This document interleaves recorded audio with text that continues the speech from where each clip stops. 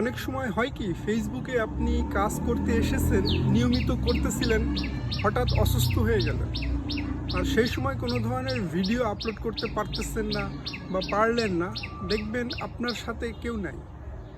আবার আপনি কোনো ধরনের কন্টেন্ট আপলোড করতেছেন না ঠিকই, কিন্তু অন্যের ভিডিও দেখতেছেন না, তাও দেখবেন যে আপনার সাথে কেউ নাই। এটা কেন? কারণ ফেসবুকে সকলেই সকলের সাথে মিলে সামনে এগিয়ে যেতে হবে। আপনি একদিন ট্রাই করে দেখতে পারেন যে আমি অন্যের ভিডিও দেখব না, অন্যের ভিডিওর নিচে কমেন্টস করব না, বা অন্যের পোস্টে কমেন্টস করব না। সেক্ষেত্রে দেখবেন যে আপনার ভিডিও কেউ দেখতেছে না, আপনার পোস্টও কেউ কমেন্টস করতেছে না। এটাই হচ্ছে অ্যালগরিদম ফেসবুকের সিস্টেম।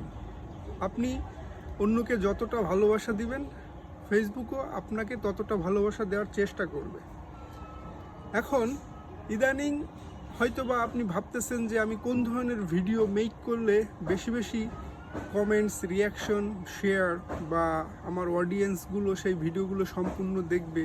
এই বিষয়ে যখন আপনার টোটালি একটা ধারণা থাকে না, বা আপনার ভিডিও মেক করার কোনো আইডিয়া থাকে না, তখন আমি বলবো যে আপনি যে বিষয়ে ভিডিও মেক করতেছেন বা যেই ক্যাটাগরির উপর ভিডিও মেক করতেছেন, সেই ক্যাটাগরিতে দেখবেন যে অনেক বড় বড় কন্টেন্ট ক্রিয়েটরও কিন্তু ভিডিও মেক করতেছে।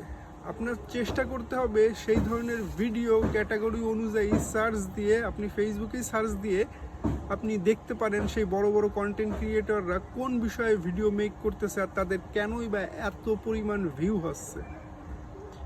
আপনি চেষ্টা করবেন যে তাদের ভিডিওগুলো ভালোভাবে অ্যানালাইসিস করার, আর তারা কিভাবে ভিডিও এডিটিং করতেছে, কোন ধরনের টাইটেল দিচ্ছে, হ্যাশট্যাগ দিচ্ছে, তাদের কথা বলার ধরনটা কেমন, সেইগুলো বিষয়ে ভালোভাবে অবলোকন করে তারপরে কিন্তু নিজের একটা ক্রিয়েটিভিটি আরও বেশি আইডিয়া ওর ভিতর ইনভলভ করে আপনি কিন্তু নতুন একটা কন্টেন্ট তৈরি করতে পারেন।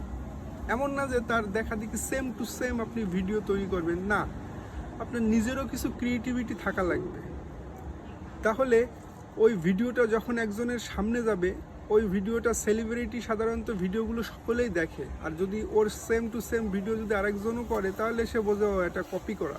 কিন্তু আপনি যদি ওর মধ্যে আপনার নিজস্ব কিছু ক্রিয়েটিভিটি দেখাতে পারেন, সেক্ষেত্রে দেখবেন যে অডিয়েন্সও সেটা ভালোভাবে গ্রহণ করতেছে, অডিয়েন্সও সেটা সুন্দরভাবে দেখে সুন্দর সুন্দর গঠনমূলক কমেন্টস করতেছে, শেয়ার করতেছে, রিয়াকশন পাচ্ছেন, পুরো কথা এঙ্গেজমেন্ট পাচ্ছেন।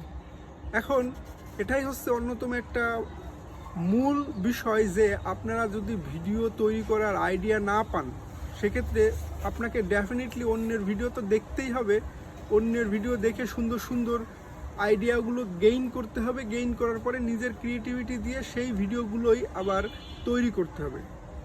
আর অবশ্যই ভিডিও এডিটিংয়েও আপনাকে একটু এক্সপার্ট হওয়া লাগবে, কারণ বর্তমানে সকলেই এখানে এক্সপার্ট। সো যে যত এক্সপার্ট সেই কিন্তু এখানে সফল। সো আজকের ভিডিওটা এই পর্যন্ত। ধন্যবাদ সবাইকে।